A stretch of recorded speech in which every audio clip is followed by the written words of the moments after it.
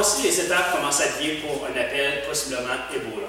Nous avons dans le compartiment numéro 6 le kit pour l'Ebola, qui contient plusieurs équipements. Il manque seulement 3 équipements qui sont le Tyvek, les gants et le N95. On les a juste.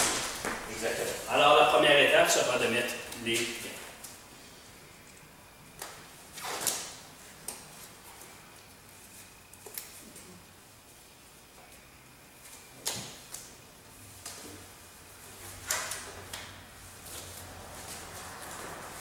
Deuxième étape sera de mettre le Tyvek. Toutes les grandeurs de Tyvek seront disponibles sous peu dans l'annonce.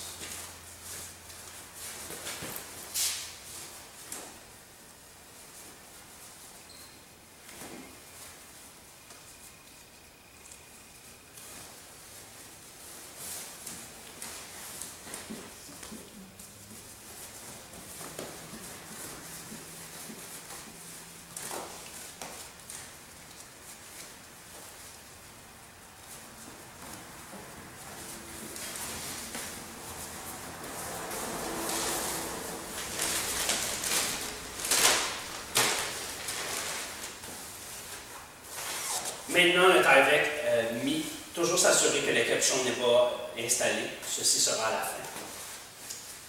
Troisième étape sera de mettre les capuchons de bras.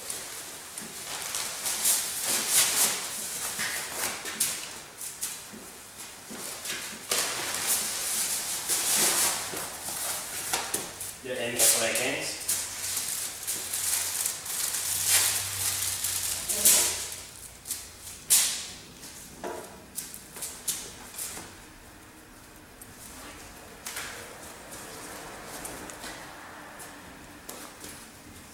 Après le N95, nous pouvons mettre maintenant les lunettes. Toujours s'assurer lorsque nous mettons le N95, vous voyez ici les deux straps de protection, toujours s'assurer qu'ils ne font pas un X, mais vers le haut et le bas. Après cela, Mathieu, il a fait son fit testing, alors il a mis ses mains sur sa bouche, a fait une inspiration et s'assurer qu'on a un bon seal tout le contour de sa figure. Voici. Tout équipement que vous avez pour l'Ebola est jetable. Toujours s'assurer de ça. Après cela, le bonnet.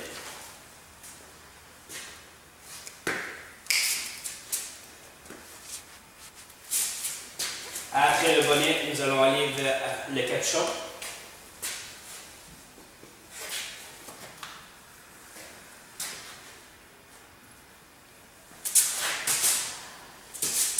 Toujours faire une inspection finale après que le Tyvek a été installé, s'assurer qu'il n'y a pas de trou ou aucune fissure. Okay.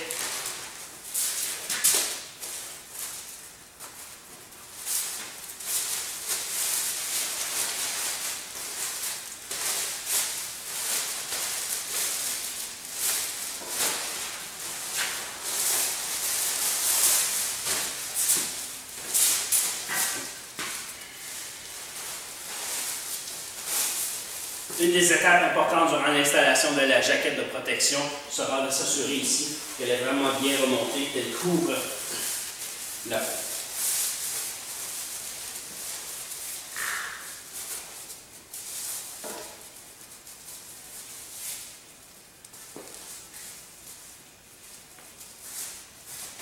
C'est beau. Maintenant, nous avons la visière de protection.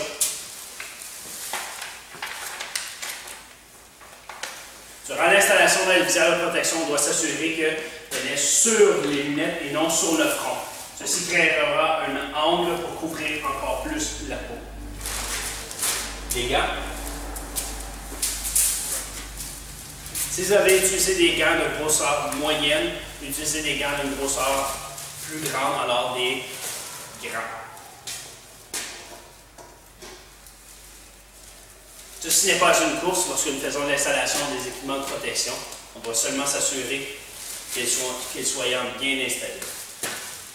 Une dernière inspection finale. C'est beau, Mathieu? C'est parfait.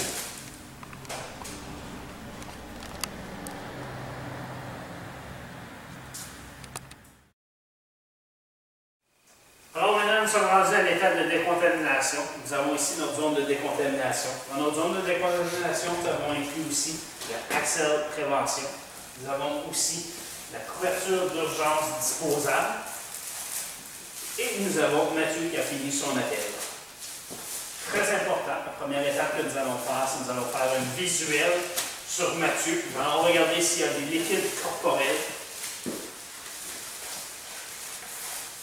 En ce moment, Mathieu avait du sang sur lui, alors il va nettoyer avec l'Axel Prévention tous les liquides corporels. Moi, je suis la tierce personne, alors je suis un membre des Conflits Unis qui va assister Mathieu en cas de problème pour l'aider à se décontaminer.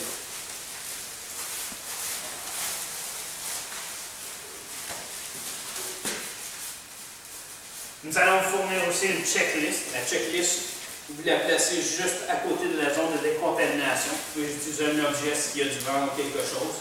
Et vous allez faire sûr de suivre la liste de décontamination. Ce n'est pas une course, on prend notre temps, on fait sûr de bien le faire. C'est aussi important de se décontaminer que de s'habiller. Après chaque étape, Mathieu se nettoie les mains avec l'Axel rigoureusement. Après la première étape finie, Mathieu va ôter sa jaquette de protection. Il va la retirer vers l'extérieur.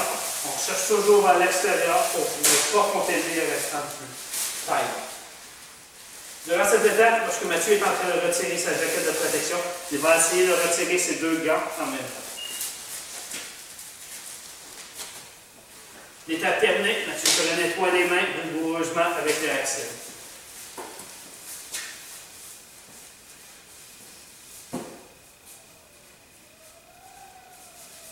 Très important pour la tierce personne de toujours regarder Mathieu lorsqu'il ôte ses équipements de protection. Si vous voyez qu'il y avait de l'apparence de liquide corporel, exemple sur les bottines ou quelque chose, on peut le nettoyer avec l'Axel Prévention. Maintenant, on est rendu à l'étape de ôter les bottines de protection.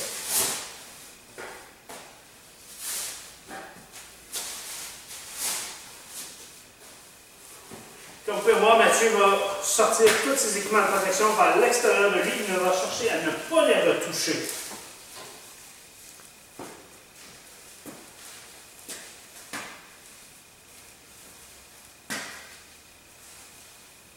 Nous sommes rendus maintenant à la visière de protection.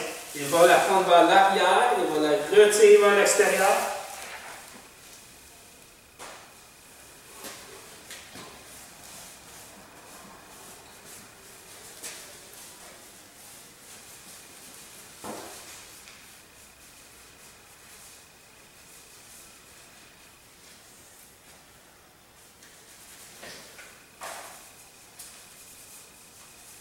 Maintenant, le Tyvek, il va commencer par son capuchon. Il va le retirer.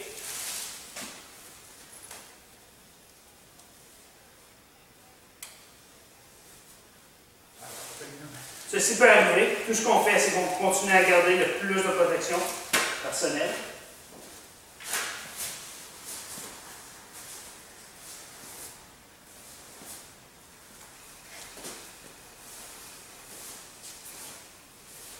À ne pas oublier, comme vous pouvez voir, lorsque Mathieu retire son Tyvek, il va toujours toucher vers l'extérieur. Il ne touche pas vers l'intérieur. Et lorsqu'il va placer les bottes, il va les descendre le plus bas possible. Donc, comme je vous ai dit au début, la couverture, c'est vraiment la zone de décontamination. Alors, Mathieu sort de la zone de décontamination. Il va se nettoyer les mains avec l'Axel rigoureusement après chaque étape.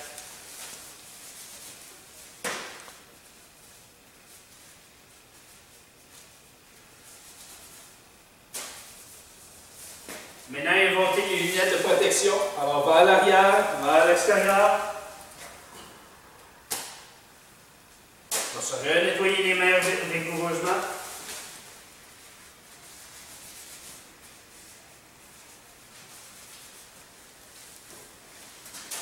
Maintenant, ça va être N95. Encore, vers l'arrière, vers l'extérieur. Se renettoie les mains rigoureusement.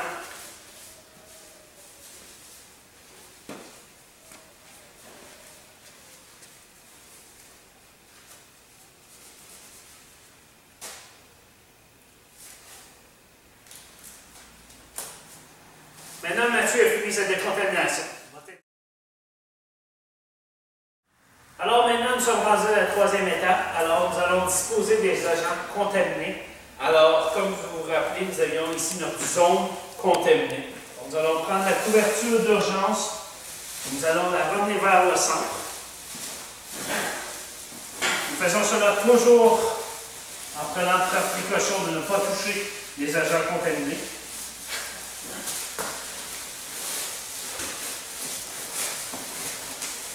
Après cela, nous ayons sorti 2 sacs hazmat.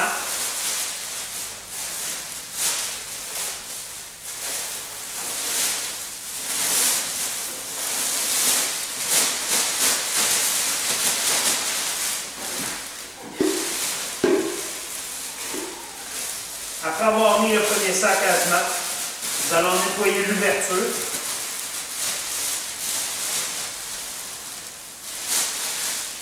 Après l'ouverture nettoyée, nous y faisons un bon nœud simple.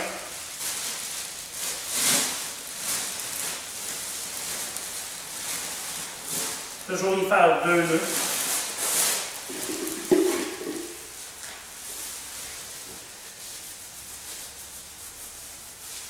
Nous allons nettoyer les mains entre les 2 étapes vigoureusement.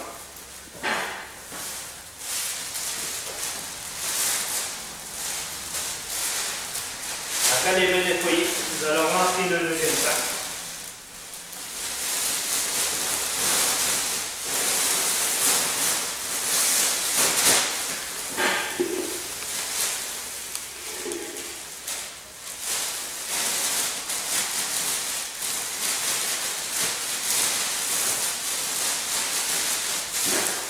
Maintenant, nous avons nettoyé l'ouverture et que cela est net.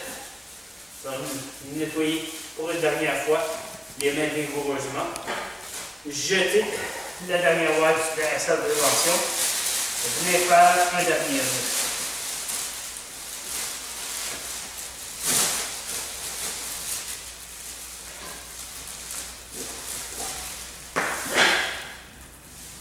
Suite à cette étape, nous allons sceller le tout avec un morceau de paix.